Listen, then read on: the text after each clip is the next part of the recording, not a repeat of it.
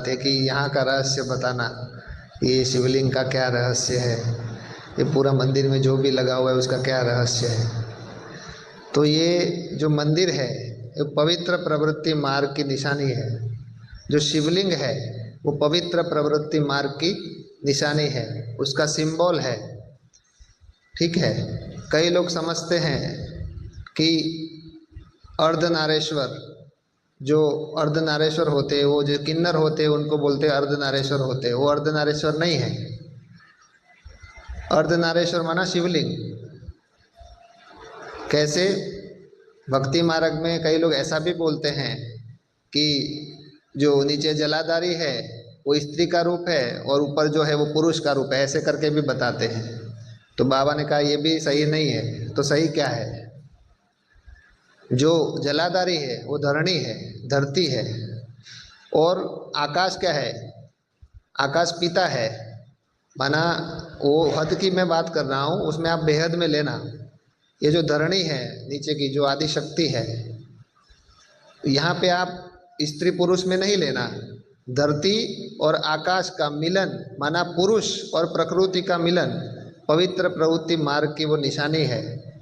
वो कोई अंग नहीं है जो भक्ति मार्ग में बोलते ना, ये अंग नहीं है, ये रॉन्ग है। ये स्थिति की बात है। शिवलिंग एक स्थिति है। जैसे एक होता है पुल्लिंग, एक होता है स्त्रीलिंग, एक होता है नपुंसकलिंग और एक होता है शिवलिंग। ये चारों में अंतर है।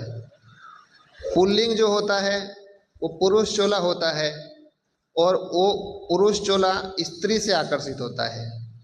फिर होता है स्त्रीलिंग, वो स्त्री चोला होता है, वो स्त्री चोला पुरुष से आकर्षित होते हैं। और एक होते हैं नपुंसकलिंग जिसको किन्नर कहते हैं, उनका पुरुष का चोला होते हुए पुरुषों से आकर्षित होते हैं, ऐसे होते हैं। और एक किन्नर, लेडीज में भी किन्नर होते हैं, तो जो लेडीज होकर के लेडीज से आकर्षित हो जाते हैं तो वो किन्नर लेडीज है।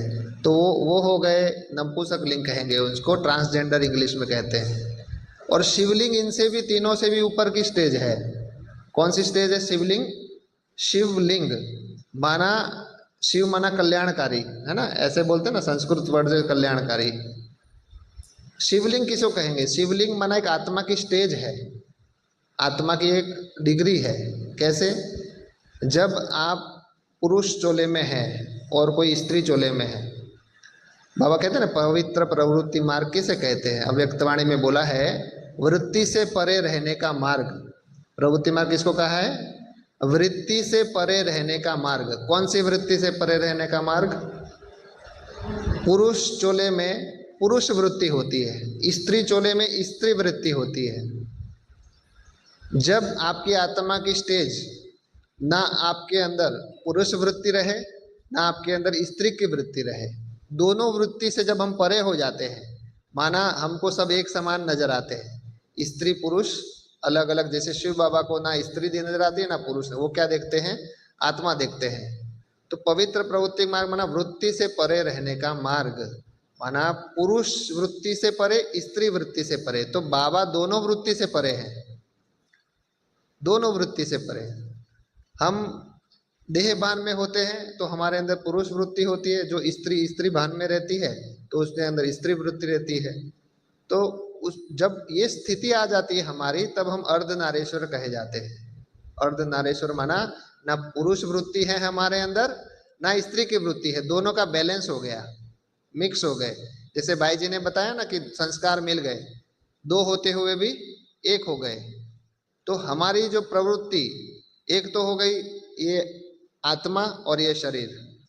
ये शरीर जो है वो हमारी धरणी है। आत्मा यहाँ पर आकर के बैठी है ना, इस धरणी में आकर, ये 5 तत्वों का जो चोला है वो धरणी है। और ये पुरुष है, ये स्त्री है। दोनों का प्रवृत्ति मार्ग, एक तो ये प्रवृत्ति मार्ग है। दूसरा प्रवृत्ति मार्ग कौन सा है? हम सज्जनिया हैं और शिव बाबा हमारा साजन है। यहाँ पे संगम युग में एक शिव बाबा ही हमारा साजन है। यहाँ पर किसी भी मनुष्य आत्मा के लिए नहीं है कि किसी मनुष्य आत्मा के साथ हमको ये नहीं, ऐसा नहीं है। यहाँ पे इस संगम युग में हमारी प्रवृत्ति पूरी की पूरी एक शिव बाबा के साथ है। तो शिव बाबा ही हमारा साजन है, शिव बाबा ही हमारा सब कुछ है, दोस्त, पिता, भाई, बंधु, सखा, सब कुछ बाबा है। सर्व संबंध एक बाप से, सारे संबंध एक बाप से। तो जब हमारे अंदर स्त्री वृत्ति नहीं रहती और पुरुष वृत्ति दोनों नहीं रहती, तब हम कहेंगे पवित्र प्रवृत्ति मार्ग वाले हैं। अगर हमारे अंदर पुरुष को स्त्रियों से आकर्षण होता है या स्त्री को पुरुषों से आकर्षण होता है, तो अभी तक हम प्रवृत्ति मार्ग वाले नहीं है। और संपूर्ण समर्पण, संपूर्ण समर्पण किसे कहेंगे? जब हमारे जो संकल्प चलते हैं ना, बाबा कहते हैं कि जब मैं आता हूं धरा पर, तुमको श्रीमत देता हूं, तो जो श्रीमत दे रहा हूं उसी अनुसार तुम्हारे संकल्प चले। ये जो तन मन धन दे देना, ये तो मोटे रूप में समर्पण है। माना तन, आप तन भगवान को दे दिया, माना सरेंडर हो गए तन से, तो तन समर्पण किया, ठीक है। पर बाबा क्या कहते हैं? बाबा को सिर्फ तन समर्पण नहीं चाहिए, बाबा को सिर्फ धन समर्पण नहीं चाहिए, मन, सिर्फ मन भी समर्पण नहीं चाहिए, मन और बुद्धि दोनों समर्पण चाहिए। जिसकी मन और बुद्धि दोनों समर्पण हो जाती है, माना वो संकल्प भी भगवान की जो श्रीमत है उसके खिलाफ नहीं चला सकता।